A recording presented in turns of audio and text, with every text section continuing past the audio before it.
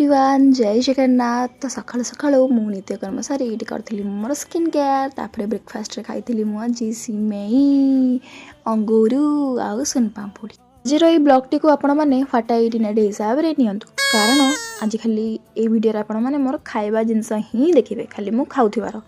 Breakfast सरला परे मु Makar Sankranti special मकर चाउल खाई नहीं। लंच रे आज थिला स्पेशली अरुआ भात डालमा साग मुग आंबुल राई आउ काकुड़ी ताको खाई सारिकी मु बस जाइली टिके पढ़ाई आ पढ़ुली। पढ़िया भितर भितर संध्या हो जाता। संध्या बेला स्नैक्स रे मु आज खाई जलेबी आउ पकौड़ी। कहती ना आपण मैंने ब्लॉग रे खाली मते खाऊथिबार ही देखा पाइबे।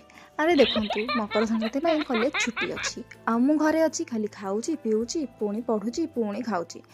जेहेतु 30 डेज चैलेंज नहीं डे 1 नु डे 30 पर्यंत मिनी ब्लॉग अपलोड करी तो आज दिन जाक जहाँ करूली से शेयर करदेली। असुविधा कौन दिन रे रुटी भजा हो सोई पड़ी। देखा नेक्स्ट मिनी ब्लॉग रे।